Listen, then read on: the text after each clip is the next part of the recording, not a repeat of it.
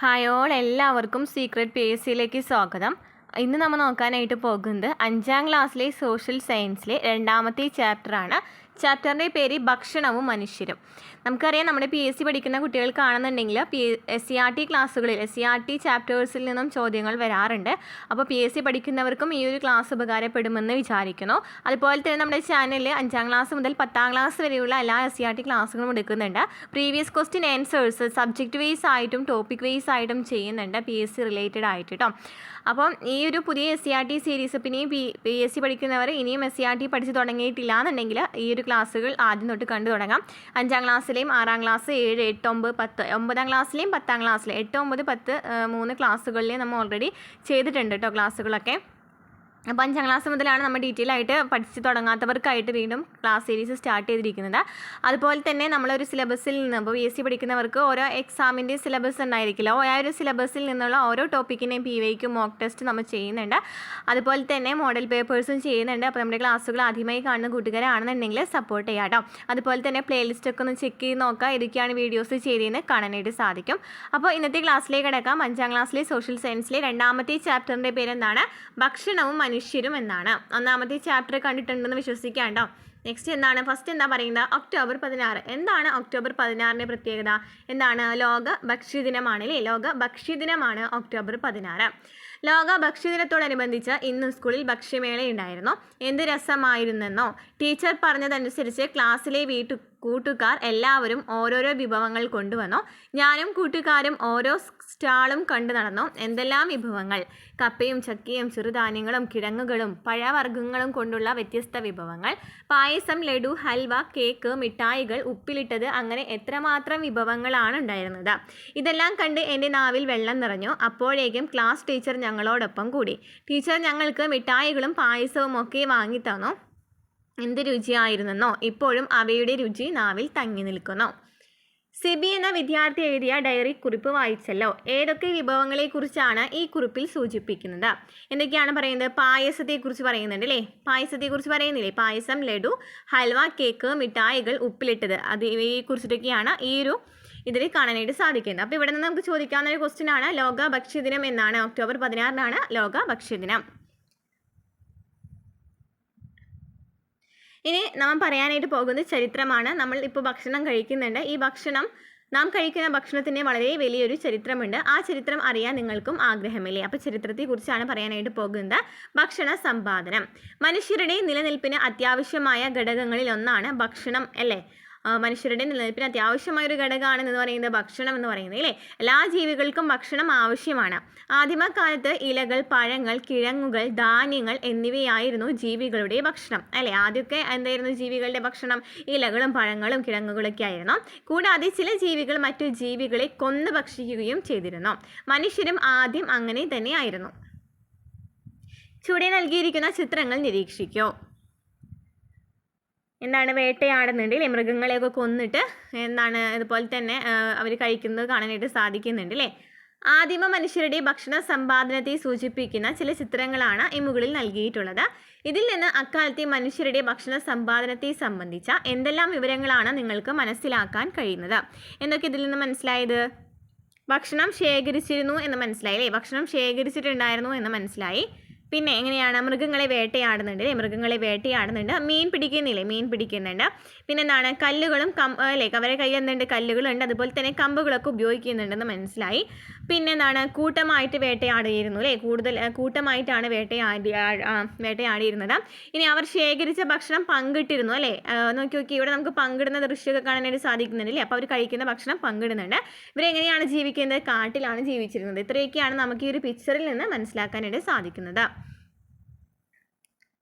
വേട്ടയാടലിലൂടെയും ശേഖരണത്തിലൂടെയും അവർക്ക് എന്തെല്ലാം ഭക്ഷ്യവസ്തുക്കളായിരിക്കാം ലഭിച്ചിട്ടുണ്ടായിരിക്കാം? എന്തൊക്കെ ഭക്ഷ്യവസ്തുക്കളായിരിക്കാം? കായ്കനികൾ ലഭിക്കുന്നുണ്ട് അല്ലേ? അതുപോലെ തന്നെ വേരുകളും കിഴങ്ങുകൾ, മത്സ്യങ്ങൾ നമ്മൾ കണ്ടു. ഭക്ഷ്യയോഗ്യമായ ഇലകൾ, അതുപോലെ തന്നെ മൃഗങ്ങളുടെ മാംസം എന്നിവയൊക്കെ അവരുടെ ഭക്ഷ്യവസ്തുക്കളായിരിക്കാം. കായ്കനികൾ, വേരുകളും കിഴങ്ങുകളും, മത്സ്യങ്ങൾ, ഭക്ഷ്യയോഗ്യമായ ഇലകൾ, മൃഗങ്ങളുടെ മാംസം.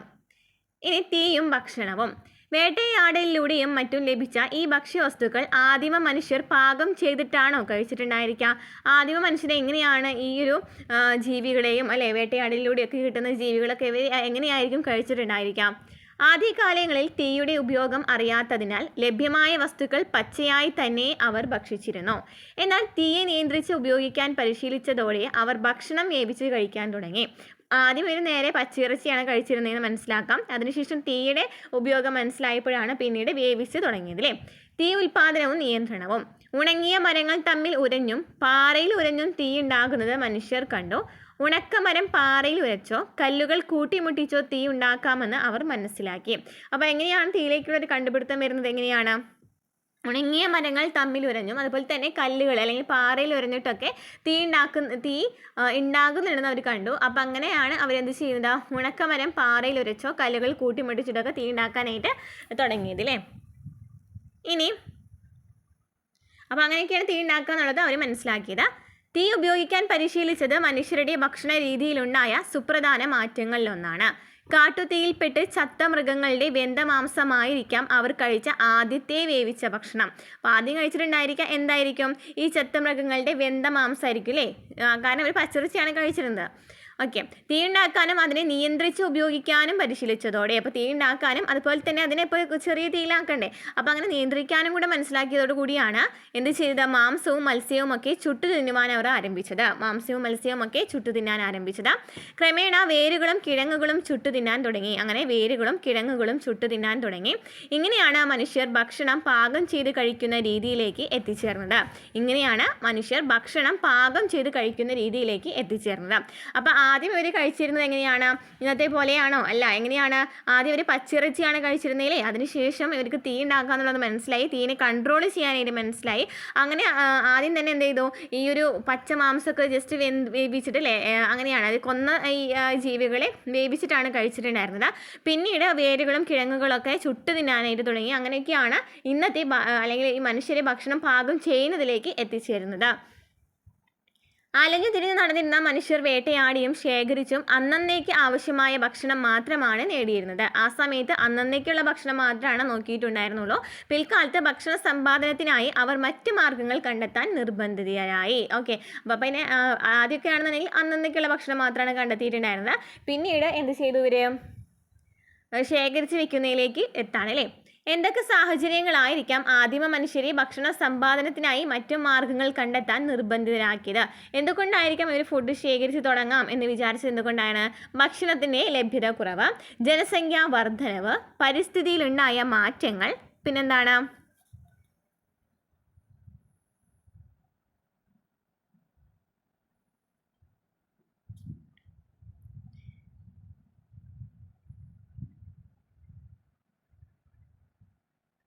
ഭക്ഷണം സംഭരിച്ച് വെക്കാനുള്ള സംവിധാനങ്ങൾ ഉണ്ടായിരുന്നില്ല. പിന്നെ എന്താണ്? കാലാവസ്ഥയിലുണ്ടായ മാറ്റം, പരിസ്ഥിതിയിലുണ്ടായ മാറ്റം, കാലാവസ്ഥയിലുണ്ടായ മാറ്റം, പിന്നെ പ്രകൃതി ദുരന്തങ്ങൾ, പിന്നെന്താണ്? പരിസ്ഥിതിയിലുണ്ടായ മാറ്റമൊക്കെ പറഞ്ഞു. ഓക്കെ. അപ്പോൾ ഈ തീ എന്ന് പറയുന്നത് നമ്മൾ പറഞ്ഞു എന്തൊക്കെ സാഹചര്യങ്ങളിലാണ് ഈ ആദിമ മനുഷ്യരെ ഭക്ഷണ സമ്പാദനത്തിനായിട്ട് മറ്റ് മാർഗങ്ങൾ കണ്ടെത്താൻ നിർബന്ധിതരാക്കിയെന്ന് പറഞ്ഞു അല്ലേ. ഇനി ഈ പ്രാചീന മനുഷ്യർ എന്തൊക്കെ ആവശ്യങ്ങൾക്കായിരിക്കും തീ ഉപയോഗിച്ചിട്ടുണ്ടായിരിക്കുക? എന്തായിരിക്കും? ഒന്ന് നമ്മൾ പറഞ്ഞ ഭക്ഷണം പാകം ചെയ്യാനാണ്. പിന്നെ മൃഗങ്ങളുടെ ആക്രമണങ്ങളിൽ നിന്ന് രക്ഷ നേടാൻ, തണുപ്പ് അകറ്റാൻ, പിന്നെ ഗുഹകളിലുള്ള ഇരുട്ട് അകറ്റാനൊക്കെ ഇവർ തീ ഉപയോഗിച്ചിട്ടുണ്ടായിരിക്കാം. ഓക്കെ. ഇനി ഭക്ഷ്യോൽപാദനം. കാലക്രമേണ മനുഷ്യർ ഭക്ഷണ ആവശ്യത്തിനായി മൃഗങ്ങളെ ഇണക്കി വളർത്തുവാനും സസ്യങ്ങളെ പരിപാലിക്കുവാനും തുടങ്ങി. ഭക്ഷണ ആവശ്യത്തിനായി അവർ ആദ്യം ഇണക്കി വളർത്തിയത് ആട്, ചെമ്മരിയാട് തുടങ്ങിയ മൃഗങ്ങളെയായിരുന്നു. അപ്പോൾ കാലക്രമേണ മനുഷ്യർ ഭക്ഷണാവശ്യത്തിനായിട്ട് മൃഗങ്ങളെ ഇണക്കി വളർത്താൻ തുടങ്ങി, സസ്യങ്ങളെ പരിപാലിക്കാൻ തുടങ്ങി. അങ്ങനെ ഭക്ഷണ ആവശ്യത്തിനായിട്ട് ആദ്യമായിട്ട് ഇണക്കി വളർത്തിയത് ആരെയാണ്? ആട്, ചെമ്മരിയാട് തുടങ്ങിയ മൃഗങ്ങളെയായിരുന്നു. മനുഷ്യരോട് ആദ്യം ഇണങ്ങിയതും മനുഷ്യർ ആദ്യം ഇണക്കി വളർത്താൻ ആരംഭിച്ചതുമായ മൃഗമാണ് നായ. പഠിച്ചു വെച്ചിരിക്കുക കേട്ടോ. മനുഷ്യരോട് ആദ്യം ഇണങ്ങിയത്, അതുപോലെ തന്നെ ആദ്യം ഇണക്കി വളർത്താൻ ആരംഭിച്ചിട്ടുള്ള മൃഗം ഏതാണ്? നായയാണ് അല്ലേ. മനുഷ്യരോട് വേഗം ഇണങ്ങിച്ചേരാൻ കഴിവുള്ളതിനാൽ വേട്ടയാടലിനും കാവലിനുമായി നായകളെ ഉപയോഗപ്പെടുത്തിയിരുന്നു. മനുഷ്യരോട് വേഗം ഇണങ്ങിച്ചേരാനുള്ള കഴിവ് ആർക്കുണ്ട്? നായക്കുണ്ട്. അതിനാൽ തന്നെ വേട്ടയാടാനും അതുപോലെ തന്നെ കാവലിനുമായിട്ട് ഈ നായകളെ ഉപയോഗിച്ചിരുന്നു.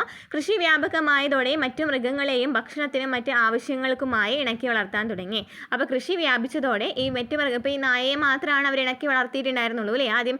പിന്നീട് മറ്റു മൃഗങ്ങളെയും ഭക്ഷണത്തിന് വേണ്ടിയിട്ടും മറ്റു പല ആവശ്യങ്ങൾക്ക് വേണ്ടിയും വളർത്താനായിട്ട് തുടങ്ങാണ്. മൃഗങ്ങളെ ഇണക്കി വളർത്താനും സസ്യങ്ങളെ പരിപാലിക്കാനും ആരംഭിച്ചതിലൂടെ എന്തെല്ലാം മാറ്റങ്ങളാണ് മനുഷ്യ ജീവിതത്തിൽ ഉണ്ടായത്? എങ്ങനെയാണ് സസ്യങ്ങളെ പരിപാലിച്ചത്? എന്തൊക്കെയായിരിക്കാം? എന്തെല്ലാം മാറ്റങ്ങളായിരിക്കും മനുഷ്യ ജീവിതത്തിൽ ഉണ്ടായിരിക്കുക? മൃഗങ്ങളും സസ്യങ്ങളൊക്കെ വളർത്തുമ്പോൾ എന്ത് സംഭവിക്കും? കൂടുതൽ ഭക്ഷണം ഉൽപ്പാദിക്കാനായിട്ട് സാധിക്കും അല്ലേ? കൂടുതൽ ഭക്ഷണം ഉൽപ്പാദിപ്പിക്കാൻ സാധിക്കും. ഒരിടത്ത് സ്ഥിരമായി താമസിക്കാനും വീടുകൾ നിർമ്മിക്കുവാനും കഴിഞ്ഞു. മൃഗങ്ങളെ വളർത്തുന്നത് കൃഷിപ്പണി എളുപ്പമാക്കാൻ സഹായിച്ചു. ഒരിടത്ത് സ്ഥിരതാമസമാക്കിയത് ഗ്രാമങ്ങളുടെയും പട്ടണങ്ങളുടെയും വികാസത്തിന് കാരണമായി. അപ്പം ഇങ്ങനെ അതായത് ഈ മൃഗങ്ങളൊക്കെ ഇണക്കി വളർത്തി അതുപോലെ തന്നെ സസ്യങ്ങളൊക്കെ പരിപാലിച്ചപ്പോൾ ഇവരുടെ ജീവിതത്തിൽ എന്തൊക്കെ മാറ്റങ്ങൾ സംഭവിച്ചിട്ടുണ്ടായിരിക്കാം? കാരണം അവർക്ക് ആ ഒരു സ്ഥലത്ത് തന്നെ വീട് പണിതിട്ട് കഴിയുക അല്ലേ? കാരണം അവർക്ക് ആവശ്യമുള്ള സാധനങ്ങളൊക്കെ അവരുടെ അടുത്ത് തന്നെ കിട്ടുകയാണ്. അതായത് വേട്ടയാടലിനും പോകണ്ട അല്ലേ? വേട്ടയാടലിനും അതുപോലെ തന്നെ അലഞ്ഞു തിരിഞ്ഞിട്ടൊക്കെയാണ് മനുഷ്യന്മാർ അന്ന് ഓരോന്നൊക്കെ കണ്ടെത്തിയിട്ടുണ്ടായിരുന്നത് അല്ലേ? അപ്പം അങ്ങനെയൊന്നും നടക്കേണ്ട ആവശ്യം ഉണ്ടായിരുന്നില്ല. അപ്പോൾ അതിനാൽ തന്നെ മൃഗങ്ങളെയും സസ്യങ്ങളെയും വളർത്തുന്നതിലൂടെ കൂടുതൽ ഭക്ഷണം ഉൽപ്പാദിപ്പിക്കാൻ സാധിച്ചു. ഒരിടത്ത് സ്ഥിരമായി താമസിക്കാൻ വീടുകൾ നിർമ്മിക്കാൻ കഴിഞ്ഞു. മൃഗങ്ങളെ വളർത്തുന്നത് കൃഷിപ്പണി എളുപ്പമാക്കാൻ സഹായിച്ചു. ഒരിടത്ത് സ്ഥിര താമസമാക്കിയത് തന്നെയാണ് ഈ ഗ്രാമങ്ങളുടെയും പട്ടണങ്ങളുടെയും ഒക്കെ വികാസത്തിന് കാരണമായത്.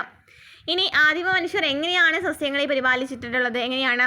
ഭക്ഷ്യയോഗ്യമായ ചെടികൾ, വേരുകൾ, തൈകൾ എന്നിവ തിരഞ്ഞെടുത്ത് നടുവാനും കൃഷി ചെയ്യുവാനും തുടങ്ങി. ഇത് അടുത്ത സെൻറ്റൻസിൽ പറയുന്നുണ്ട്. അപ്പോൾ നമുക്കൊന്നും കൂടി നോക്കാം. ഗോതമ്പ്, ബാർലി, ചാമ, കിഴങ്ങുവർഗ്ഗങ്ങൾ എന്നിവയാണ് ആദ്യകാലങ്ങളിൽ കൃഷി ചെയ്തിരുന്നത്. കൃഷിക്ക് ആവശ്യമായ ജലവും വളക്കൂറുള്ള മണ്ണും ലഭ്യമായിരുന്ന നദീതീരങ്ങളിലാണ് മനുഷ്യർ പ്രധാനമായും കൃഷി ആരംഭിച്ചത്. അപ്പോൾ നമുക്ക് നോക്കാം. വലിച്ചെറിഞ്ഞ ഭക്ഷ്യവസ്തുക്കളിൽ നിന്ന് പുതിയ തൈകൾ മുളച്ചു വരുന്നത് ശ്രദ്ധയിൽപ്പെട്ടതോടെ ആയിരിക്കാം ആദിമ മനുഷ്യർ കൃഷിയെക്കുറിച്ച് ചിന്തിച്ചു തുടങ്ങിയത്. അപ്പോൾ ഇവർ വലിച്ചെറിഞ്ഞ ഭക്ഷ്യവസ്തുക്കളിൽ നിന്ന് പുതിയ തൈകളൊക്കെ ഉണ്ടാക്കുന്നത് കണ്ടപ്പോഴാണ് ഇങ്ങനെ നമുക്ക് എന്ത് ചെയ്യാനായിട്ട് പറ്റും? കൃഷി ചെയ്യാനായിട്ട് പറ്റുമെന്ന് മനസ്സിലായത് അല്ലേ? പാറപ്പുറത്തിട്ടാൽ വിത്ത് ഉണങ്ങിപ്പോകും, വെള്ളത്തിലിട്ടാലോ ചീഞ്ഞു പോകും. എന്നാൽ ഈർപ്പവും ചൂടുമുള്ള മണ്ണിൽ വിത്ത് മുളയ്ക്കുമെന്ന് അവർ മനസ്സിലാക്കി. ഇങ്ങനെയാണ് കൃഷി ആരംഭിച്ചത്. തുടർന്ന് ഭക്ഷ്യയോഗ്യമായ ചെടികളും വേരുകളും വൃക്ഷത്തൈകളും തിരഞ്ഞെടുത്ത് നടുവാനും കൃഷി ചെയ്യുവാനും തുടങ്ങി. ഗോതമ്പ്, ബാർലി, ചാമ, കിഴങ്ങുവർഗ്ഗങ്ങൾ എന്നിവയാണ് ആദ്യകാലത്ത് കൃഷി ചെയ്തിരുന്നത്. ഏതൊക്കെയാണ്? ഗോതമ്പ്, ബാർലി, ചാമ, കിഴങ്ങുവർഗ്ഗങ്ങൾ. കൃഷിക്ക് ആവശ്യമായ ജലവും വളക്കൂറുള്ള മണ്ണും പ്രധാനമായി ലഭ്യമായിരുന്ന നദീതടങ്ങളിലാണ് മനുഷ്യർ കൃഷി ചെയ്യാൻ ആരംഭിച്ചത്. എവിടെയാണ്? നദീതടങ്ങളിലാണ്. അവിടെ നദീതടങ്ങളിൽ കൃഷി ചെയ്യുകയാണെന്നുണ്ടെങ്കിൽ അവർക്ക് നല്ല വളക്കൂറുള്ള മണ്ണും കിട്ടും, അതുപോലെ തന്നെ ജലവും കിട്ടും അല്ലേ? ഇതോടെ ഭക്ഷണം തേടി അലഞ്ഞു തിരിഞ്ഞിരുന്ന മനുഷ്യർ കൃഷിയിടങ്ങൾക്ക് സമീപത്ത് സ്ഥിരവാസം ആരംഭിച്ചു.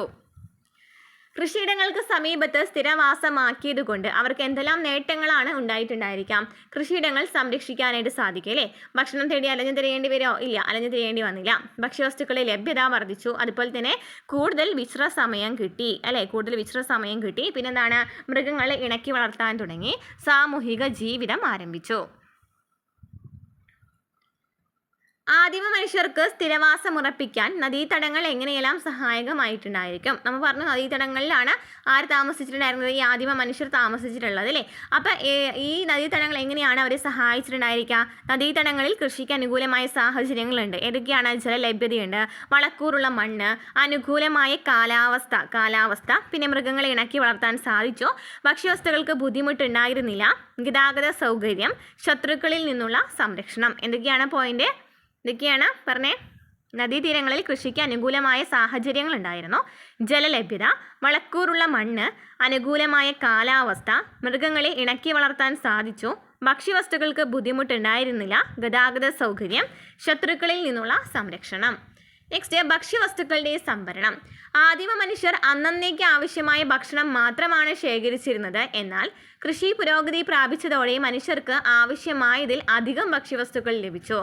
ദൈനംദിന ആവശ്യം കഴിഞ്ഞ് ബാക്കിയായവ സൂക്ഷിച്ച് വെക്കുന്നതിന് പ്രത്യേകം സൗകര്യങ്ങൾ ആവശ്യമായി വന്നു.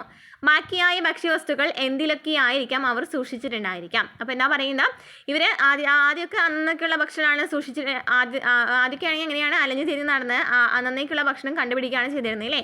പിന്നീട് കൃഷി പുരോഗമിക്കുകയാണ്. കാരണം നമ്മൾ കണ്ടില്ലേ നദീതടങ്ങളിലൊക്കെ കൃഷി ചെയ്യുന്നത് കണ്ടോ? അങ്ങനെ അവർക്ക് കൂടുതൽ ഭക്ഷ്യവസ്തുക്കൾ ലഭിക്കുകയാണ്. ഓക്കെ, അപ്പോൾ എന്ത് സംഭവിച്ചു? കൂടുതൽ ഭക്ഷ്യവസ്തുക്കൾ ലഭിച്ചപ്പോൾ എന്ത് സംഭവിച്ചു? ഇത്രയും ഭക്ഷ്യവസ്തുക്കളൊക്കെ ഇനി വേസ്റ്റ് ആയിട്ട് പോവില്ലേ? അപ്പോൾ അതിന് പകരം അവർക്ക് ശേഖരിക്കാമെന്നുള്ള ഒരു ഐഡിയ വരാണ്. ഓക്കെ, അങ്ങനെയാണ് പ്രത്യേകം സൗകര്യങ്ങൾ ആവശ്യമായിട്ട് വന്നത്. ഇനി ആദ്യകാല കാർഷിക ഉപകരണങ്ങൾ ഏതൊക്കെയാണ്? കമ്പ്, കല്ല്, കൊമ്പ്, എല്ല് എന്നിവയായിരുന്നു മനുഷ്യരുടെ ആദ്യകാല കാർഷിക ഉപകരണങ്ങൾ. ഏതൊക്കെയാണ് കൃഷി ഉപകരണങ്ങൾ? കമ്പ്, കല്ല്, കൊമ്പ്, എല്ല്. മണ്ണിളക്കി വിത്ത് കുഴിച്ചിടാൻ ഈ ഉപകരണങ്ങൾ സഹായകമായി. അപ്പോൾ ഈ ബാക്കിയായ ഭക്ഷ്യവസ്തുക്കളൊക്കെ എന്തിലൊക്കെയായിരിക്കും ഇവർ സൂക്ഷിച്ചിട്ടുണ്ടായിരിക്കുക? മൺപാത്രങ്ങളിൽ മൺപാത്രങ്ങളിൽ, പിന്നെ എന്താണ്, മൃഗത്തോൽ കൊണ്ട് നിർമ്മിച്ച സഞ്ചികളിൽ, പിന്നെ ഈറക്കൊണ്ട് നിർമ്മിച്ച കുട്ടകൾ, പിന്നെ എന്തൊക്കെയാണ്, മരപാത്രങ്ങൾ. എന്താണ്? മരപാത്രങ്ങൾ, ധാന്യപ്പുരകൾ. ഓക്കെ, ധാന്യപ്പുരകൾ. പിന്നെ പത്തായം പോലുള്ളതിൽ, പിന്നെ കളിമൺ ഭരണികൾ. എന്താണ്? കളിമൺ ഭരണികൾ. പിന്നെ ജീവികളുടെ പുറന്തോടുകൾ. ഇവയിലൊക്കെയായിരുന്നു അവർ ആദ്യം ഭക്ഷണ വസ്തുക്കളൊക്കെ എന്താണ് ശേഖരിച്ചിട്ടുണ്ടായിരുന്നത് കേട്ടോ. ഇനി വെള്ളത്തിലിട്ടാൽ അലിഞ്ഞു പോകുന്നതാണല്ലോ മൺകട്ട, അല്ലേ? മൺകട്ട വെള്ളത്തിലിട്ടാൽ അലിഞ്ഞു പോകും. എന്നാൽ മണ്ണ് കുഴച്ച് പാത്രങ്ങളായി രൂപപ്പെടുത്തി ചുട്ടെടുത്താൽ വെള്ളം ശേഖരിക്കാമെന്നും ചൂടാക്കാമെന്നും മനുഷ്യർ മനസ്സിലാക്കി. അപ്പോൾ എന്താ പറയുന്നത്?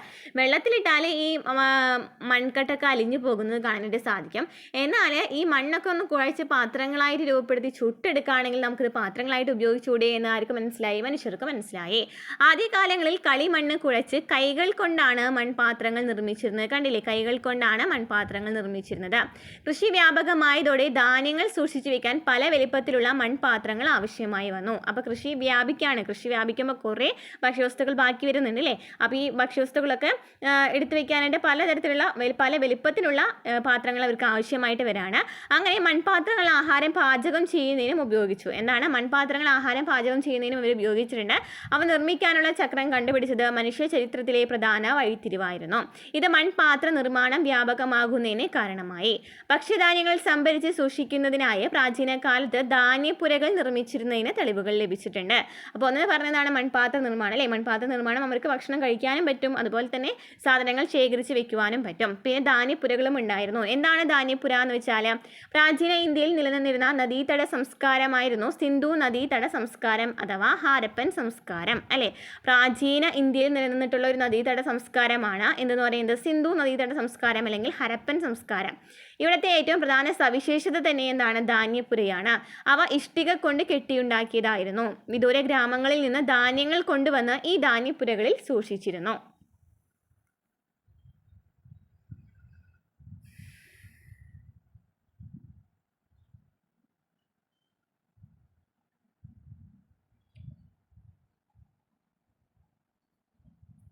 ആഹാരം പാകം ചെയ്യുന്നതിനും സംഭരിക്കുന്നതിനും ഏതൊക്കെ പാത്രങ്ങളാണ് നിങ്ങളുടെ വീട്ടിൽ ഉപയോഗിക്കുന്നത്? ഏതൊക്കെ പാത്രങ്ങളാണ്?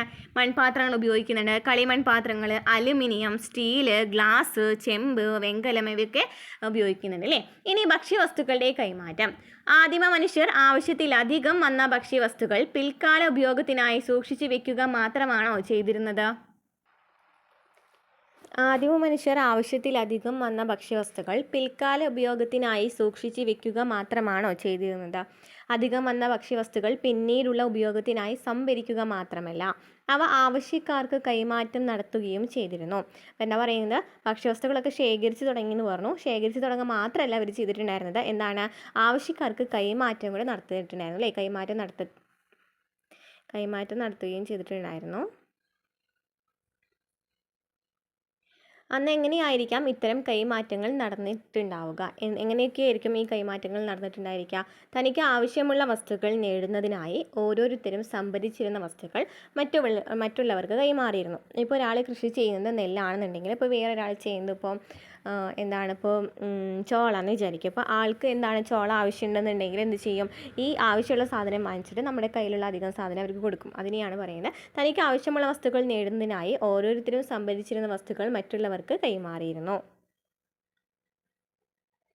ഭക്ഷ്യവസ്തുക്കളുടെ കൈമാറ്റം ദക്ഷിണേന്ത്യയിൽ എങ്ങനെയാണെന്ന് പറയുന്നുണ്ട്. ഏകദേശം 1500 വർഷങ്ങൾക്ക് മുമ്പ് ദക്ഷിണേന്ത്യയിൽ ഭക്ഷ്യവസ്തുക്കളുടെ കൈമാറ്റം നിലനിന്നിരുന്നതായി സംഘകാല കൃതികളിൽ സൂചിപ്പിച്ചിട്ടുണ്ട്. ഓരോ പ്രദേശത്തുള്ളവരും മറ്റു പ്രദേശങ്ങളിലുള്ളവർക്ക് അവർ സമാഹരിച്ച ഭക്ഷ്യവസ്തുക്കൾ കൈമാറുകയും അവരിൽ നിന്ന് തങ്ങൾക്ക് ആവശ്യമുള്ളവ സ്വീകരിക്കുകയും ചെയ്തിരുന്നു. കടൽ തീരത്ത് താമസിച്ചിരുന്നവർ മറ്റു പ്രദേശങ്ങളിലുള്ളവർക്ക് എന്താണ് നൽകിയിട്ടുണ്ടായിരുന്നത്? ഉണക്ക മത്സ്യവും ഉപ്പുമാണ് കൈമാറിയിട്ടുണ്ടായിരുന്നത് കടൽ തീരത്തുള്ളവർ, അല്ലേ? അപ്പോൾ അത് മറ്റുള്ളവർക്ക് ആവശ്യമുള്ള സാധനങ്ങളായിരിക്കാം. പകരം മറ്റുള്ളവരിൽ നിന്ന് മറ്റ് ഭക്ഷ്യവസ്തുക്കളും വനവിഭവങ്ങളും സ്വീകരിച്ചിരുന്നു. അപ്പോൾ എന്താ പറയുന്നത്? അപ്പോൾ ഈ കടൽ തീരത്ത് താമസിക്കുന്നവർക്ക് വനവിഭവങ്ങളും ഭക്ഷ്യവസ്തുക്കളൊന്നും കിട്ടുന്നുണ്ടായിരിക്കില്ല. അവർക്ക് കൂടുതൽ എന്താണ്? മീനാണ് കിട്ടുക, അല്ലേ? അപ്പോൾ മലയോരങ്ങളിൽ താമസിക്കുന്നവർക്കാണെന്നുണ്ടെങ്കിലോ അവർക്ക് എന്താണ്? ഈ ഉപ്പുമീനൊന്നും കിട്ടുന്നുണ്ടായിരിക്കില്ല. അപ്പോൾ അങ്ങോട്ടും ഇങ്ങോട്ടും കൈമാറ്റം ചെയ്തിട്ടുണ്ടായിരുന്നു. വനപ്രദേശങ്ങളിലുള്ളവർ ഇതര പ്രദേശങ്ങളിലുള്ളവർക്ക് വനവിഭവങ്ങൾ കൈമാറി. സമതലങ്ങളിൽ താമസിച്ചിരുന്നവർ തങ്ങളുടെ കാർഷികോൽപ്പന്നങ്ങൾ ഇതര പ്രദേശങ്ങളിലുള്ളവർക്ക് കൈമാറുകയും ചെയ്തിരുന്നു. അപ്പോൾ ഓരോ പ്രദേശത്തുള്ളവർ തമ്മിലാണ് കൈമാറ്റം നടക്കുന്നത്. കൈമാറ്റ സമ്പ്രദായം. നാണയ വ്യവസ്ഥ നിലവിൽ വരുന്നതിന് മുമ്പ് സാധനങ്ങൾ പരസ്പരം കൈമാറ്റം ചെയ്യപ്പെട്ട രീതിയാണ് എന്തെന്ന് പറയുന്നത്? കൈമാറ്റ സമ്പ്രദായം അല്ലെങ്കിൽ ബാർട്ടർ സമ്പ്രദായം. എന്താണ്? നാണയ വ്യവസ്ഥ വരുന്നതിന് മുമ്പ്. അപ്പോൾ നാണയമാണെന്നുണ്ടെങ്കിൽ എന്താണ്? നമുക്ക് കാശ് കൊടുത്തിട്ട് വാങ്ങിക്കാം, അല്ലേ? പക്ഷെ നാണയ സമ്പ്രദായം വരുന്നതിന് മുമ്പ് എങ്ങനെയായിരുന്നു? ബാർട്ടർ സമ്പ്രദായമാണ് നിലനിന്നിരുന്നത്. അതായത് തനിക്ക് ആവശ്യമുള്ള സാധനങ്ങൾ വാങ്ങിച്ചിട്ട് തൻ്റെ കയ്യിൽ കൂടുതലുള്ള സാധനങ്ങൾ അങ്ങോട്ട് കൊടുക്കുകയാണ് ചെയ്യുന്നത്, അല്ലേ? ഇത്തരം കൈമാറ്റങ്ങൾ സമൂഹത്തിൽ നിരവധി മാറ്റങ്ങൾക്ക് ഇടയാക്കി. സാധനങ്ങളുടെ കൈമാറ്റം കച്ചവടത്തിലേക്ക് നയിച്ചു. സാധനങ്ങളുടെ കൈമാറ്റം എന്താണ്? കച്ചവടത്തിലേക്ക് നയിച്ചു. അതുവഴി ചന്തകൾ രൂപം കൊണ്ടു. ചന്തകൾ ക്രമേണ കച്ചവട കേന്ദ്രങ്ങളായി വികസിച്ചു. സാധനങ്ങൾ വാങ്ങുന്നതിനും വിൽക്കുന്നതിനുമായി ജനങ്ങൾ കച്ചവട കേന്ദ്രങ്ങളിൽ എത്തുകയും അവ ക്രമേണ നഗരങ്ങളായി മാറുകയും ചെയ്തു. സാധനങ്ങൾ വാങ്ങുന്നതിനും വിൽക്കുന്നതിനുമായിട്ട് ജനങ്ങൾ കച്ചവട കേന്ദ്രത്തിലെത്തുകയും ഇവ ക്രമേണ നഗരങ്ങളായിട്ട് മാറുകയും ചെയ്തു. ആദ്യകാലങ്ങളിൽ കേരളത്തിലെ ജനങ്ങൾ ഭക്ഷ്യവസ്തുക്കൾ ശേഖരിക്കുന്നതിനും വിദൂര സ്ഥലങ്ങളിലേക്ക് കൊണ്ടുപോകുന്നതിനും കൈമാറ്റം ചെയ്യുന്നതിനും എന്തെല്ലാം വസ്തുക്കളും മാർഗങ്ങളുമായിരിക്കും ഉപയോഗപ്പെടുത്തിയിട്ടുണ്ടായിരിക്കാം?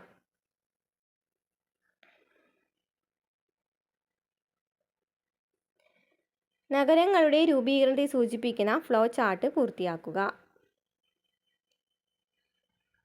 ഇതൊക്കെ അടുത്ത ഇതിൽ പറയുന്നത് കേട്ടോ.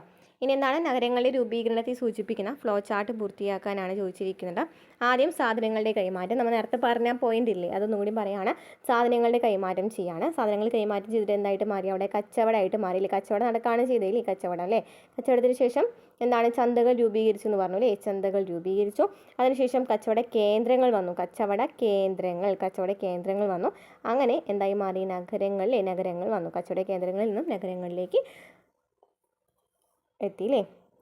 എനിക്ക് കച്ചവട കേന്ദ്രങ്ങളിൽ എത്തുകയും അവ ക്രമേണ നഗരങ്ങളായി മാറുകയും ചെയ്തു.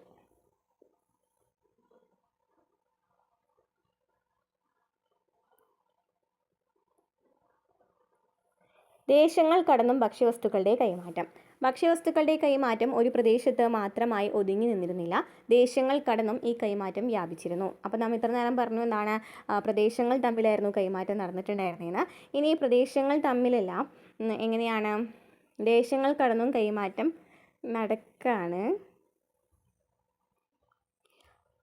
ഭക്ഷ്യവസ്തുക്കളുടെ കൈമാറ്റം ഒരു പ്രദേശത്ത് മാത്രമായി ഒതുങ്ങി നിന്നിരുന്നില്ല. ദേശങ്ങൾ കടന്നും ഈ കൈമാറ്റം വ്യാപിച്ചിരുന്നു. പ്രാചീന കാലം മുതൽ തന്നെ നമ്മുടെ നാടിന് വിദൂര ദേശങ്ങളുമായി സാധനങ്ങളുടെ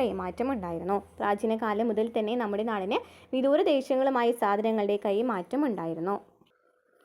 റോമക്കാർ, ചൈനക്കാർ, അറബികൾ, പേർഷ്യക്കാർ, ജൂതർ എന്നിവരുമായാണ് പ്രധാനമായും കൈമാറ്റം നിലനിന്നിരുന്നത്. അപ്പോൾ വിദൂര ദേശങ്ങളായിട്ട്. അപ്പോൾ ആദ്യം തന്നെ എങ്ങനെയാണ് തുടങ്ങിയത് നോക്കിയേ.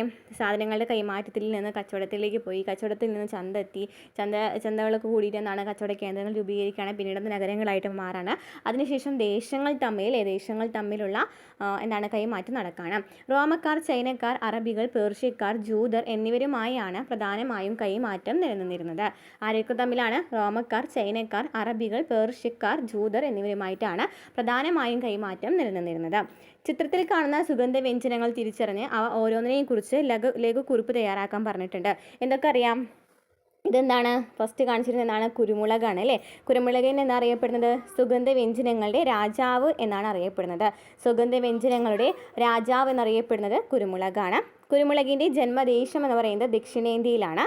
പ്രോട്ടീൻ, കാർബോഹൈഡ്രേറ്റ്, കൊഴുപ്പ്, വിറ്റാമിനുകൾ, ധാതുക്കൾ എന്നിവ ധാരാളമായി കുരുമുളകിൽ അടങ്ങിയിട്ടുണ്ട്. കുരുമുളകിൽ എന്തൊക്കെയുണ്ട്? പ്രോട്ടീൻ, കാർബോഹൈഡ്രേറ്റ്, കൊഴുപ്പ്, വിറ്റാമിനുകൾ, ധാതുക്കൾ എന്നിവ ധാരാളമായി കുരുമുളകിലുണ്ട്. ഇനി കുരുമുളകിന് എരിവ് നൽകുന്നത് എന്ത് ഘടകമാണ്? കുരുമുളകിൻ്റെ പെപ്പറിൻ എന്ന് പറയുന്ന ഘടകമാണ് അല്ലേ? പെപ്പറിൻ എന്ന് പറയുന്ന ഘടകമാണ് കുരുമുളകിന് എരിവ് നൽകുന്നത്. ഭക്ഷണ പദാർത്ഥങ്ങൾക്ക് രുചിയും മണവും നൽകാനും ഔഷധമായും കുരുമുളക് ഉപയോഗിക്കുന്നു. അന്തർദേശീയ വിപണിയിൽ 1-ാം സ്ഥാനമാണ് ഈ കുരുമുളകിനുള്ളത് കേട്ടോ. അപ്പോൾ അന്തർദേശീയ വിപണിയിൽ 1-ാം സ്ഥാനമുള്ള സുഗന്ധവ്യഞ്ജനം ചോദിക്കുകയാണെങ്കിൽ ഇതാണ് കുരുമുളകാണ്. അപ്പോൾ എന്താണ് പഠിച്ചു വെച്ചിരിക്കേണ്ടത്? സുഗന്ധവ്യഞ്ജനങ്ങളുടെ രാജാവ് എന്നറിയപ്പെടുന്ന ഏതാണ്? കുരുമുളകാണ്. ഇനി രണ്ടാമത്തെ എന്താണ്? ഇതെന്താണ്? രണ്ടാമത്തെ എന്താണ് കാണപ്പെടുന്നത്? ഏലക്കായ അല്ലേ? ഏലമാണ് അല്ലേ? സുഗന്ധവ്യഞ്ജനങ്ങളുടെ റാണി എന്നാണ് ഏലം എന്നറിയപ്പെടുന്നത്. അപ്പോൾ സുഗന്ധവ്യഞ്ജനങ്ങളുടെ രാജാവ് ചോദിക്കുകയാണെങ്കിൽ കുരുമുളകും, സുഗന്ധവ്യഞ്ജനങ്ങളുടെ റാണി ചോദിക്കുകയാണെങ്കിൽ ഏതാണ്? ഏലമാണ്. കേരളത്തിലും ആസാമിലും ധാരാളമായി കൃഷി ചെയ്തു വരുന്നു. ഇന്തോനേഷ്യ, ഇന്ത്യൻ ഉപഭൂഖണ്ഡം എന്നിവിടങ്ങളിലാണ് ഏലത്തിൻ്റെ ജന്മദേശം. Indonesia, Indian ഉപഭൂഖണ്ഡം. നെക്സ്റ്റ് എന്താണ്? ഇതെന്താണ്? ഇഞ്ചിയാണ് അല്ലേ? ഇഞ്ചി ഔഷധമായും സുഗന്ധവ്യഞ്ജനമായും ഉപയോഗിക്കുന്നുണ്ട്. ഇഞ്ചിയുടെ ജന്മദേശം ഇന്ത്യയോ അല്ലെങ്കിൽ മലേഷ്യയാണ്.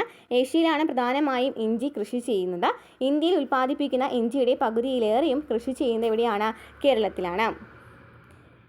ഇനി നമുക്ക് തന്നിരിക്കുന്നതിൽ എന്താണ് തന്നിരിക്കുന്നത്? നെക്സ്റ്റ് നോക്കുകയാണെന്നുണ്ടെങ്കിൽ ഗ്രാമ്പു അല്ലേ? ഗ്രാമ്പു ഇതാണ് ഗ്രാമ്പു.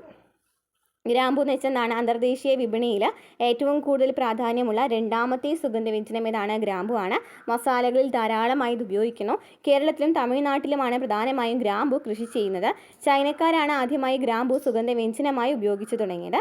ഗ്രാമ്പുവിൻ്റെ പൂമുട്ടുകൾ ഉണക്കിയെടുത്താണ് സുഗന്ധവ്യഞ്ജനമായി ഉപയോഗിക്കുന്നത്. പ്രോട്ടീൻ, ഇരുമ്പ്, കൊഴുപ്പ്, അന്നജം, കാൽസ്യം, ഫോസ്ഫറസ് എന്നിവ ഗ്രാമ്പുവിൽ അടങ്ങിയിട്ടുണ്ട്. പ്രോട്ടീൻ, ഇരുമ്പ്, കൊഴുപ്പ്, അന്നജം, കാൽസ്യം, ഫോസ്ഫറസ്. നെക്സ്റ്റ് ഏതാണ്? കറുവാപ്പട്ടയാണ് അല്ലേ? കറുവാപ്പട്ടയാണ്. എന്താണ് കറുവാപ്പട്ടയെക്കുറിച്ച് അറിയുന്നത്? മരങ്ങളുടെ പുറംതൊലിയിൽ നിന്ന് ലഭിക്കുന്ന ഒരു സുഗന്ധവ്യഞ്ജനമാണ് കറുവാപ്പട്ട. ഭക്ഷണം രുചികരമാക്കാൻ ഇത് ഉപയോഗിക്കുന്നു. ലോകത്തിലെ ഏറ്റവും പഴക്കമേറിയ കറുവാപ്പട്ട മരങ്ങളുടെ കൃഷിത്തോട്ടം കേരളത്തിലാണുള്ളത്. കണ്ണൂർ ജില്ലയിലെ അഞ്ചരക്കണ്ടിയിലാണ് ഈ പുരാതന കറുവത്തോട്ടം സ്ഥിതി ചെയ്യുന്നത്. കറുവത്തോട്ടം എവിടെയാണ്? കണ്ണൂർ ജില്ലയിലെ അഞ്ചരക്കണ്ടിയിലാണ്. ഇനി നെക്സ്റ്റ് ഏതാണ്? ജാതിക്കയാണ് കാണിച്ചിരിക്കുന്നത് അല്ലേ? ജാതിയെക്കുറിച്ച് എന്തൊക്കെ അറിയാം? ഔഷധ ഗുണം നിറഞ്ഞ ഒരു സുഗന്ധവ്യഞ്ജനമാണ് ജാതിക്ക. കർണാടകയിലും കേരളത്തിലെ പശ്ചിമഘട്ടത്തോട് ചേർന്ന പ്രദേശങ്ങളിലും ജാതി മരം സമൃദ്ധമായി വളരുന്നു. മധ്യകാലഘട്ടത്തിൽ അറബികൾ ഇന്ത്യയിൽ നിന്ന് വൻതോതിൽ ജാതിക്ക വാങ്ങിക്കൊണ്ടു പോയിരുന്നതായി ചരിത്രരേഖകളുണ്ട്. ഭക്ഷ്യവസ്തുക്കൾക്ക് സ്വാദ് ലഭിക്കുന്നതിനും സുഗന്ധദ്രവ്യങ്ങൾ, ഔഷധങ്ങൾ എന്നിവയുടെ നിർമ്മാണത്തിനും ജാതിക്ക ഉപയോഗിച്ചിരുന്നു. ഇന്ത്യയിൽ നിന്ന് മറ്റ് ദേശങ്ങളിലേക്ക് പ്രധാനമായും കൈമാറ്റം ചെയ്യപ്പെട്ടത് കുരുമുളക്, ഏലം, ഇഞ്ചി, ഗ്രാമ്പു, കറുവാപ്പട്ട തുടങ്ങിയ സുഗന്ധവ്യഞ്ജനങ്ങളായിരുന്നു. ഇവയിൽ വിദേശികൾക്ക് ഏറ്റവും പ്രിയപ്പെട്ടത് കറുത്ത പൊന്ന് എന്നറിയപ്പെടുന്ന കുരുമുളകായിരുന്നു. അപ്പോൾ കുരുമുളകിന് എന്തൊക്കെ അറിയപ്പെടുന്നു? സുഗന്ധവ്യഞ്ജനങ്ങളുടെ രാജാവ്, അതുപോലെ തന്നെ കറുത്ത പൊന്ന് എന്നും അറിയപ്പെടുന്നു. ഇന്ത്യയിലെത്തിയ പോർച്ചുഗീസ് സഞ്ചാരിയായ വാസ്കോഡ ഗാമ തിരികെ യൂറോപ്പിലേക്ക് പോയപ്പോൾ യാത്രാ ചെലവിൻ്റെ 60 ഇരട്ടി വിലയുടെ ചരക്കുകൾ കൊണ്ടുപോയിരുന്നതായി ചരിത്രരേഖകളിൽ പറയുന്നുണ്ട്. അപ്പോൾ വാസ്കോഡ ഗാമ പോർച്ചുഗീസ് സഞ്ചാരിയാണ്. വാസ്കോഡ ഗാമ അദ്ദേഹം ഇന്ത്യയിലേക്ക് എത്തിയപ്പോൾ തിരികെ യൂറോപ്പിലേക്ക് പോയപ്പം യാത്രാ ചെലവിൻ്റെ 60 ഇരട്ടി വിലയുടെ ചരക്കുകൾ കൊണ്ടുപോയിട്ടുണ്ട്. ഇനി നിങ്ങളുടെ നാട്ടിൽ ഇപ്പോൾ കൃഷി ചെയ്യുന്ന സുഗന്ധവ്യഞ്ജനങ്ങൾ ഏതെല്ലാമാണ്? ഏതൊക്കെയാണ്? കുരുമുളക്, ഏലം, കറുവാപ്പട്ട, ഗ്രാമ്പു, ജാതിക്ക, മഞ്ഞൾ, ഇഞ്ചി, വാനില, പുളി, സർവ്വസുഗന്ധി എന്നിവ. ഇനി കച്ചവടത്തിൻ്റെ വ്യാപനമാണ് പിൽക്കാലത്ത് വിദൂര ദേശങ്ങൾ തമ്മിലുള്ള ഭക്ഷ്യവസ്തുക്കളുടെ കൈമാറ്റത്തിലേക്ക് നയിച്ചത്. ഇത്തരം കൈമാറ്റങ്ങളുടെ ഫലമായി ഇന്ത്യയിൽ പ്രചാരത്തിൽ വന്ന ചില ഭക്ഷ്യവിഭവങ്ങളുടെ ചിത്രങ്ങൾ ചൂടി നൽകിയിട്ടുണ്ട്. ഏതൊക്കെയാണ്? പേരയ്ക്ക, പപ്പായ, കൈതച്ചക്ക, കശുവണ്ടി, മരച്ചീനി, ഉരുളക്കിഴങ്ങൊക്കെ തന്നിട്ടുണ്ട് അല്ലേ? ഇവിടെ നമുക്ക് ചോദിച്ചിരിക്കുന്നത് ഫസ്റ്റ് നോക്കിയേ. ചിത്രത്തിൽ കാണുന്ന എല്ലാ ഭക്ഷ്യവിഭവങ്ങളും നമുക്ക് പരിചയമുള്ളവയാണ് അല്ലേ? ഫസ്റ്റ് നോക്കി പേരയ്ക്കയുടെ ജന്മദേശം ഏതാണ്? മെക്സിക്കോയാണ് അല്ലേ? പേരയ്ക്കയുടെ ജന്മദേശം ഏതാണ്? മെക്സിക്കോയാണ് പേരയ്ക്കയുടെ ജന്മദേശം. ഉഷ്ണമേഖലയിലെ ആപ്പിൾ എന്നറിയപ്പെടുന്നത് ഏതാണ്? പേരയ്ക്കയാണ്. ഉഷ്ണമേഖലയിലെ ആപ്പിൾ എന്ന് പോർച്ചുഗീസുകാരാണ് ഇത് ഇന്ത്യയിലേക്ക് എത്തിച്ചത്. വൈറ്റമിൻ എ, ബി, സി തുടങ്ങിയവ ഇതിലടങ്ങിയിട്ടുണ്ട്.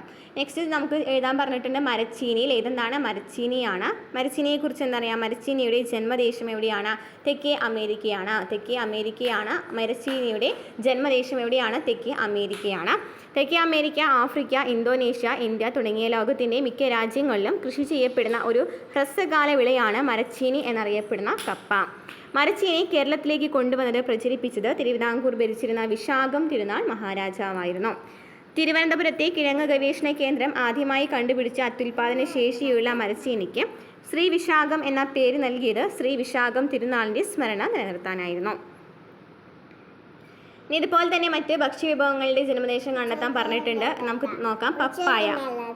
പപ്പായയുടെ ജന്മദേശം എവിടെയാണ്? പപ്പായയുടെ ജന്മദേശം അമേരിക്കയാണ്.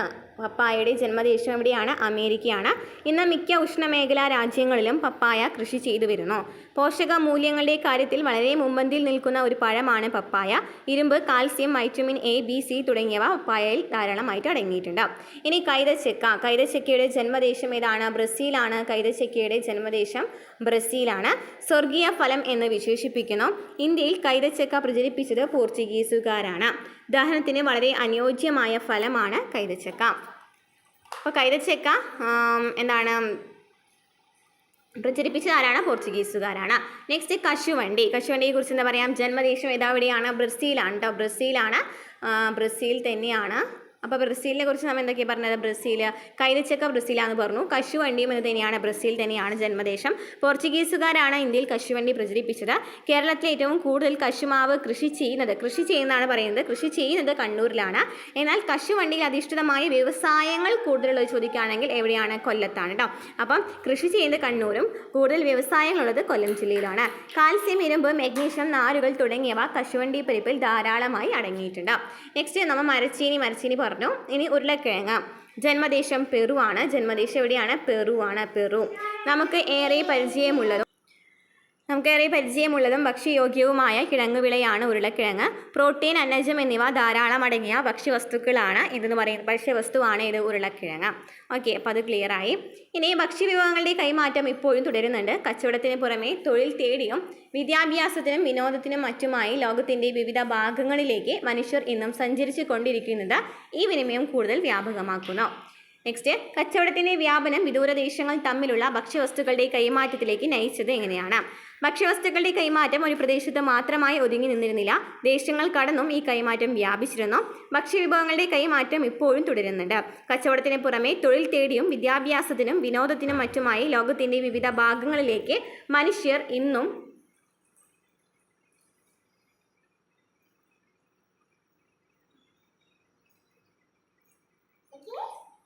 സഞ്ചരിച്ചു കൊണ്ടിരിക്കുന്നത് ഈ വിനിമയം കൂടുതൽ വ്യാപകമാക്കുന്നു. കച്ചവടത്തിൻ്റെ വ്യാപനമാണ് പിൽക്കാലത്ത് വിദൂരദേശങ്ങൾ തമ്മിലുള്ള ഭക്ഷ്യവസ്തുക്കളുടെ കൈമാറ്റത്തിലേക്ക് നയിച്ചത്. നാം കഴിക്കുന്ന പല പഴവർഗ്ഗങ്ങളും മറ്റു ഭക്ഷ്യവസ്തുക്കളും പല രാജ്യങ്ങളിൽ നിന്നും ഇവിടേക്ക് എത്തിച്ചേർന്നതാണെന്ന് നിങ്ങൾ കണ്ടുവല്ലോ. ഇതുപോലെ തന്നെ മറ്റു രാജ്യങ്ങളിൽ നിന്നും ഇവിടെ എത്തിച്ചേർന്ന് നമുക്കിടയിൽ പ്രചരിച്ച ഭക്ഷ്യവിഭവങ്ങളുടെ ഒരു പട്ടിക തയ്യാറാക്കുക. അവയുടെ ജന്മദേശങ്ങൾ കൂടി കണ്ടെത്താൻ പറഞ്ഞിട്ടുണ്ട്. നോക്കാം നമുക്ക്. ഷവർമ, ഹമ്മൂസ്, കബ്സ, കുനാഫ, പത്തിരി എന്നിവയുടെ ജന്മദേശം അറേബ്യനാണ്. ബിരിയാണി, ഹലീം, കബാബ് ജന്മദേശം പേർഷ്യയാണ്. ഫലാഫൽ ജന്മദേശം Middle East, Egypt. Broast chicken, brownie ജന്മദേശം അമേരിക്കൻ. പാസ്ത, പിസ്സ, സ്പാഗറ്റി ജന്മദേശം Italy. Manchurian, fried rice, noodles, hakka noodles ജന്മദേശം ചൈനീസ്. കട്ട്ലറ്റ്, പാൻ കേക്ക് ജന്മദേശം യൂറോപ്യൻ. സുഷി ജന്മദേശം ജപ്പാൻ. മുട്ടമാലയും മുട്ട സുർക്കയും ജന്മദേശം പോർച്ചുഗീസ്. ഇനി ഭക്ഷണവും അസമത്വവും. ഭക്ഷണവുമായി ബന്ധപ്പെട്ട് നമ്മുടെ നാട്ടിൽ പലതരത്തിലുള്ള അസമത്വങ്ങളും നിലനിന്നിരുന്നു. സാമൂഹികമായ അസമത്വങ്ങൾ എല്ലാ വിഭാഗം ജനങ്ങളും ഒരുമിച്ചിരുന്ന് ഭക്ഷണം കഴിക്കുന്നതിൽ തടസ്സമുണ്ടാക്കി. ഈ വിവേചനത്തിനെതിരെ സാമൂഹിക പരിഷ്കർത്താവായ സഹോദരൻ അയ്യപ്പൻ്റെ നേതൃത്വത്തിൽ എറണാകുളത്തെ ചെറായിൽ മിശ്രഭോജനം നടത്തുകയുണ്ടായി. അതായത് ഭക്ഷണവുമായി ബന്ധപ്പെട്ടിട്ട് പല അസമത്വങ്ങളും ഉണ്ടായിരുന്നു. എല്ലാവർക്കും ഒരേ ജാതിയിൽപ്പെട്ട വ്യത്യസ്ത ജാതിയിൽപ്പെട്ട എല്ലാവർക്കും കൂടി ഇരുന്ന് ഭക്ഷണം ഒരുമിച്ച് കഴിക്കാനായിട്ട് സാധിച്ചിട്ടുണ്ടായിരുന്നില്ല. അപ്പോൾ അതിനെതിരെയൊക്കെ ആരാണ് പ്രധാനമായിട്ടും പ്രതികരിച്ചത്? ആരാണ്? സഹോദരൻ അയ്യപ്പനാണ്. സഹോദരൻ അയ്യപ്പൻ. അപ്പോൾ മിശ്രഭോജനം ആരുടേതാണ് ചോദിക്കും. ആരാണ്? സഹോദരൻ അയ്യപ്പൻ. എറണാകുളത്തെ ചെറായിലാണ് മിശ്രഭോജനം നടത്തിയത്. മിശ്രഭോജനം എന്ന് വെച്ചാൽ 1917 മെയ് 29 വിവിധ ജാതിക്കാരെ ഒന്നിച്ചിരുത്തി സഹോദരൻ അയ്യപ്പൻ്റെ നേതൃത്വത്തിൽ എറണാകുളം ജില്ലയിലെ ചെറായിലെ മിശ്രഭോജനം സംഘടിപ്പിച്ചത്. എല്ലാ വിഭാഗം ജനങ്ങൾക്കും ഒന്നിച്ചിരുന്ന് ഭക്ഷണം കഴിക്കുന്നതിനുള്ള അവകാശം നിഷേധിക്കപ്പെട്ടതിനെതിരെയാണ് ഈ സമരം നടത്തിയത്. മിശ്രഭോജനത്തിന് നേതൃത്വം കൊടുത്തതിനാൽ ശക്തമായ എതിർപ്പ് സഹോദരൻ അയ്യപ്പന് നേരിടേണ്ടതായി വന്നു. കേരളത്തിൽ നിലനിന്നിരുന്ന സാമൂഹികമായ അസമത്വത്തെയാണ് ഇത് വെളിവാക്കുന്നത്. ജാതി വ്യവസ്ഥയാണ് ഈ അസമത്വത്തിന് കാരണമായത്. ഇപ്പോൾ ഒരുമിച്ചിരുന്ന് ഭക്ഷണം കഴിക്കുന്നതൊന്നും ഒരുമിച്ചിരുന്ന് ഭക്ഷണം കഴിക്കാനൊന്നും സാധിച്ചിരുന്നില്ല. അപ്പോൾ ഇപ്പോൾ അദ്ദേഹം മിശ്രഭോജനം നടക്കുകയാണ്. അതിനെതിരെ അദ്ദേഹത്തിന് കുറേ പ്രതിസന്ധികളൊക്കെ നേരിടേണ്ടി വന്നിട്ടുണ്ടായിരുന്നു എന്ന് പറയുന്നുണ്ട്. ഭക്ഷണവുമായി ബന്ധപ്പെട്ട ജാതി വിവേചനം ഇന്നും നമ്മുടെ നാട്ടിൽ നിലനിൽക്കുന്നുണ്ടോ? ഇത്തരത്തിലുള്ള വിവേചനങ്ങൾ നമ്മുടെ രാജ്യത്ത് നിയമത്തിലൂടെ നിരോധിച്ചിട്ടുണ്ട്. സാമൂഹികമായ വിവേചനം മാത്രമല്ല, സാമ്പത്തികമായ വിവേചനവും ഭക്ഷണരംഗത്തെ സമത്വത്തിന് വെല്ലുവിളിയാകുന്നു. ഭക്ഷണത്തിലെ അസമത്വങ്ങൾ എന്ന വിഷയത്തെക്കുറിച്ച് ഒരു കുറിപ്പ് തയ്യാറാക്കാൻ പറഞ്ഞിട്ടുണ്ട്. ഇതൊക്കെയാണ് ഭക്ഷണവുമായി ബന്ധപ്പെട്ട് നമ്മുടെ നാട്ടിൽ പലതരത്തിലുള്ള നിലനിന്നിരുന്നു. സാമൂഹികമായ അസമത്വങ്ങൾ എല്ലാ വിഭാഗം ജനങ്ങളും ഒരുമിച്ചിരുന്ന് ഭക്ഷണം കഴിക്കുന്നതിൽ തടസ്സമുണ്ടാക്കി. ഈ വിവേചനത്തിനെതിരെ സാമൂഹിക പരിഷ്കർത്താവായ സഹോദരൻ അയ്യപ്പൻ്റെ നേതൃത്വത്തിൽ എറണാകുളത്തെ ചിറായിൽ മിശ്രഭോജനം നടത്തുകയുണ്ടായി. ഇത്തരത്തിലുള്ള വിവേചനങ്ങൾ നമ്മുടെ രാജ്യത്ത് നിയമത്തിലൂടെ നിരോധിച്ചിട്ടുണ്ട്. സാമൂഹികമായ വിവേചനം മാത്രമല്ല, സാമ്പത്തികമായ വിവേചനവും ഭക്ഷണരംഗത്തെ സമത്വത്തിന് വെല്ലുവിളിയാകുന്നു. നെക്സ്റ്റ്, പട്ടിണിയുടെ നേർക്കാഴ്ചകൾ. ഈ വാർത്താ തലക്കെട്ടുകൾ ശ്രദ്ധിക്കൂ. കാലാവസ്ഥാ വ്യതിയാനം രാജ്യത്തെ പട്ടിണി വർദ്ധിപ്പിക്കുമെന്ന് റിപ്പോർട്ട്. വിശന്ന് കരയുന്ന കുട്ടികൾ, സിറിയയിൽ കൊടും പട്ടിണി. ഉക്രൈനിലെ യുദ്ധം, ആഗോള ഭക്ഷ്യ പ്രതിസന്ധി രൂക്ഷമാകും. അതിരൂക്ഷമായ വരൾച്ച, സൊമാലിയയിൽ ലക്ഷക്കണക്കിന് കുട്ടികൾ ഭക്ഷണമില്ല. എന്തെല്ലാം വിവരങ്ങളാണ് ഈ വാർത്തകളിൽ നിന്ന് നിങ്ങൾക്ക് മനസ്സിലാക്കാൻ കഴിയുന്നത്? ലോകത്തിന്റെ വിവിധ ഭാഗങ്ങളിൽ ഇന്നും പട്ടിണി നിലനിൽക്കുന്നുണ്ട്. കാലാവസ്ഥയിലുണ്ടാകുന്ന മാറ്റങ്ങൾ മൂലം രാജ്യങ്ങളിൽ പട്ടിണി വർദ്ധിക്കുന്നു. യുദ്ധം ദാരിദ്ര്യവും പട്ടിണിയും ഉണ്ടാക്കുന്നു. പ്രകൃതി ദുരന്തങ്ങൾ ഭക്ഷ്യപ്രതിസന്ധിയിലേക്ക് നയിക്കുന്നു. ആരോഗ്യ സംരക്ഷണത്തിന് ആവശ്യമായ ഭക്ഷണം എല്ലാ മനുഷ്യരുടെയും അവകാശമാണ്. എന്നാൽ ജീവൻ നിലനിർത്താൻ ഒരു നേരത്തെ ഭക്ഷണം പോലും കിട്ടാതെ ആയിരങ്ങൾ ലോകത്തിന്റെ പലയിടങ്ങളിലുമുണ്ട്. കാലാവസ്ഥയിൽ ഉണ്ടാകുന്ന മാറ്റങ്ങൾ, യുദ്ധം, തൊഴിലില്ലായ്മ തുടങ്ങിയവ ദാരിദ്ര്യത്തിനും പട്ടിണിക്കും കാരണമാകുന്നു. അപ്പോൾ ആരോഗ്യം സംരക്ഷിക്കുന്നതിനായിട്ട് ഭക്ഷണം ആവശ്യമാണ്. പക്ഷേ എല്ലായിടത്തും ഇപ്പോഴും ദാരിദ്ര്യം നിലനിൽക്കുന്നു എന്ന് പറയുന്നു. അതുപോലെ തന്നെ ഈ കാലാവസ്ഥയിൽ ഉണ്ടാകുന്ന മാറ്റങ്ങളും യുദ്ധം, തൊഴിലില്ലായ്മയൊക്കെ ഈ ദാരിദ്ര്യത്തിനും പട്ടിണിക്കും കാരണമാകുന്നുണ്ട്. ഇനി ബംഗാളിലെ ഭക്ഷ്യക്ഷാമം. ബ്രിട്ടീഷ് ഭരണകാലത്തെ അമിതമായ സാമ്പത്തിക ചൂഷണം ഇന്ത്യയിൽ ഭക്ഷ്യക്ഷാമത്തിന് കാരണമാവുകയും തൽഫലമായി നിരവധി പേർ മരണപ്പെടുകയും ചെയ്തു. ഇതിനൊരു ഉദാഹരണമാണ് 1943 ബംഗാളിലുണ്ടായ ഭക്ഷ്യക്ഷാമം. ബംഗാളിലെ ജനങ്ങളുടെ പ്രധാന ഉപജീവന മാർഗം എന്തായിരുന്നു? കൃഷിയായിരുന്നു. ബംഗാൾ തീരത്തുണ്ടായ ശക്തമായ കൊടുങ്കാറ്റിന്റെ ഫലമായി അവിടുത്തെ നെൽകൃഷി വ്യാപകമായി നശിച്ചു. ഇതിനെ തുടർന്ന് ബംഗാളിൽ ഭക്ഷ്യക്ഷാമം ഉണ്ടായി. ഈ ക്ഷാമക്കാലത്ത് ഏകദേശം 30 ലക്ഷം പേർ പട്ടിണി മൂലം മരണപ്പെട്ടു. സമ്പത്തിന്റെ വിതരണത്തിലുള്ള അസമത്വമാണ് പട്ടിണിക്ക് മറ്റൊരു കാരണം. വേറൊരു കാരണം എന്താണ്? സമ്പത്തിന്റെ വിതരണത്തിലുള്ള അസമത്വമാണ്. കാലാവസ്ഥ പറഞ്ഞു, പ്രകൃതി ദുരന്തങ്ങൾ പറഞ്ഞു, ഇനി സമ്പത്തിന്റെ വിതരണം അല്ലേ. എല്ലാവർക്കും തുല്യമായല്ല സമ്പത്ത് വിതരണം ചെയ്യുന്നത്. അതിനാൽ ചിലർ യഥേഷ്ടം ഭക്ഷണം കഴിക്കുമ്പോൾ മറ്റു ചിലർക്ക് പട്ടിണി കിടക്കേണ്ടതായി വരുന്നു. ദാരിദ്ര്യത്തിനും പട്ടിണിക്കുമെതിരെയുള്ള പ്രവർത്തനങ്ങൾ ശക്തിപ്പെടുത്തുകയും എല്ലാവർക്കും ഭക്ഷണം ഉറപ്പാക്കുകയും ചെയ്യുക എന്ന ലക്ഷ്യത്തോടെ ഓരോ വർഷവും ഒക്ടോബർ 16 ലോക ഭക്ഷ്യദിനമായി ആചരിച്ചു വരുന്നു. ദാരിദ്ര്യ നിർമ്മാർജ്ജനത്തിനായി വിവിധ പദ്ധതികൾ നടപ്പിലാക്കിയും മാതൃകയായ സംസ്ഥാനമാണ് കേരളം. ദാരിദ്ര്യ നിർമ്മാർജ്ജനത്തിനായി കേരള സർക്കാർ രൂപം കൊടുത്തിട്ടുള്ള പദ്ധതിയായ കുടുംബശ്രീ മിഷൻ ഇതിന് ഉദാഹരണമാണ്. അപ്പോൾ ഒക്ടോബർ 16 ലോക ഭക്ഷ്യദിനം. ദാരിദ്ര്യ നിർമ്മാർജ്ജനത്തിന് വേണ്ടിയിട്ടാണ് കുടുംബശ്രീ തുടങ്ങിയിട്ടുള്ളത് അല്ലേ. ദേശീയ ഭക്ഷ്യസുരക്ഷാ നിയമം 2013. ഇന്ത്യയിൽ ദേശീയ ഭക്ഷ്യസുരക്ഷാ നിയമം 2013 നിലവിൽ വന്നത്. എല്ലാവർക്കും ഭക്ഷ്യസുരക്ഷ ഉറപ്പാക്കുക എന്നതാണ് ഈ നിയമത്തിന്റെ ലക്ഷ്യം. ഈ ലക്ഷ്യം മുൻനിർത്തി പ്രവർത്തിക്കുന്ന ശക്തമായ ഒരു പൊതുവിതരണ സംവിധാനം നമ്മുടെ രാജ്യത്ത് നിലവിലുണ്ട്.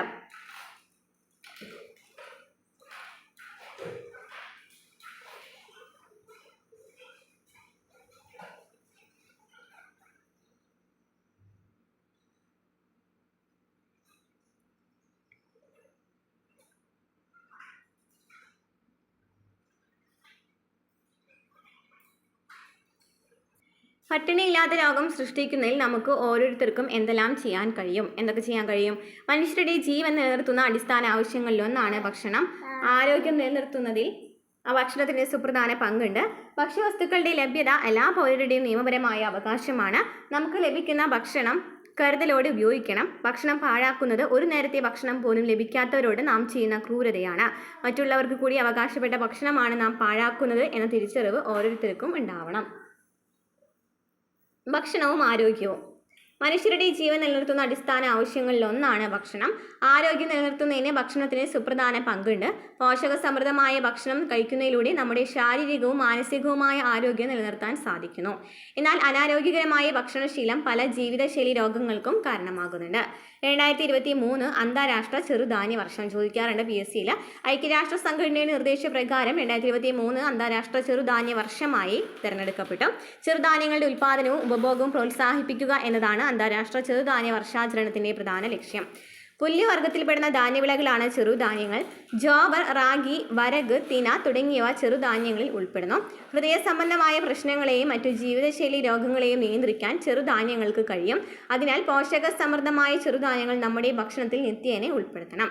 റാഗി, മണിച്ചോളം, ജോവർ, ബാർലി, വരക്, ബജ്റ, തിന എന്നിവയൊക്കെ നമുക്ക് തന്നിട്ടുണ്ട് അല്ലേ. അനാരോഗ്യകരമായ ഭക്ഷണശീലവും ജീവിതശൈലി രോഗങ്ങളും എന്ന വിഷയത്തിൽ ഒരു കുറിപ്പ് തയ്യാറാക്കാൻ പറഞ്ഞിട്ടുണ്ട്. പോഷക സമൃദ്ധമായ ഭക്ഷണം കഴിക്കുന്നതിലൂടെ നമ്മുടെ ശാരീരികവും മാനസികവുമായ ആരോഗ്യം നിലനിർത്താൻ സാധിക്കുന്നു. അനാരോഗ്യകരമായ ഭക്ഷണശീലം പല ജീവിതശൈലി രോഗങ്ങൾക്കും കാരണമാകുന്നുണ്ട്. നമ്മുടെ ശരീരം ആരോഗ്യത്തോടെ നിലനിർത്താൻ ആവശ്യമായ പോഷകങ്ങൾ അടങ്ങിയ ഭക്ഷണത്തെയാണ് പോഷക സമൃദ്ധമായ ഭക്ഷണം എന്നത് കൊണ്ട് അർത്ഥമാക്കുന്നത്. പോഷക സമൃദ്ധമായ ഭക്ഷണത്തിന് ധാരാളം ഗുണങ്ങളുണ്ട്. ഇത് പ്രമേഹം, ഉയർന്ന രക്തസമ്മർദ്ദം, കൊളസ്ട്രോൾ തുടങ്ങിയ രോഗങ്ങളെ അകറ്റി നിർത്തുന്നു. പഴങ്ങളും പച്ചക്കറികളും കഴിക്കുമ്പോൾ രോഗങ്ങൾ ഉണ്ടാകാനുള്ള സാധ്യത കുറയുന്നു. പൊണ്ണത്തടി, ഹൃദ്രോഗം എന്നിവയെ ചെറുക്കാനും പോഷക സമൃദ്ധമായ ഭക്ഷണം സഹായിക്കുന്നു. അനാരോഗ്യകരമായ ഭക്ഷണം നമ്മുടെ ശരീരത്തിന് വളരെ ദോഷകരമാണ്. ജങ്ക് ഫുഡിൽ ഉയർന്ന അളവിൽ പഞ്ചസാര, ഉപ്പ്, കൊഴുപ്പ്, എണ്ണകൾ എന്നിവയും മറ്റും അടങ്ങിയിട്ടുണ്ട്. ഇത് നമ്മുടെ ആരോഗ്യത്തെ ദോഷകരമായി ബാധിക്കുന്നു. പൊണ്ണത്തടി, ഉയർന്ന രക്തസമ്മർദ്ദം തുടങ്ങിയ ഒരുപാട് പ്രശ്നങ്ങൾക്കും ഇത് കാരണമാകുന്നു. അതുകൊണ്ട് നാം ജങ്ക് ഫുഡ് കൂടുതൽ കഴിക്കരുത്. പിന്നെ പോഷക സമൃദ്ധമായ ഭക്ഷണശീലങ്ങൾ പ്രോത്സാഹിപ്പിക്കണം. ഭക്ഷ്യവസ്തുക്കളുടെ ലഭ്യത എല്ലാ പൗരരുടെയും നിയമപരമായ അവകാശമാണ്. നമുക്ക് ലഭിക്കുന്ന ഭക്ഷണം കരുതലോടെ ഉപയോഗിക്കണം. ഭക്ഷണം പാഴാക്കുന്നത് ഒരു നേരത്തെ ഭക്ഷണം പോലും ലഭിക്കാത്തവരോട് നാം ചെയ്യുന്ന ക്രൂരതയാണ്. മറ്റുള്ളവർക്ക് കൂടി അവകാശപ്പെട്ട ഭക്ഷണമാണ് നാം പാഴാക്കുന്നത് എന്ന തിരിച്ചറിവ് ഓരോരുത്തർക്കും ഉണ്ടാവണം.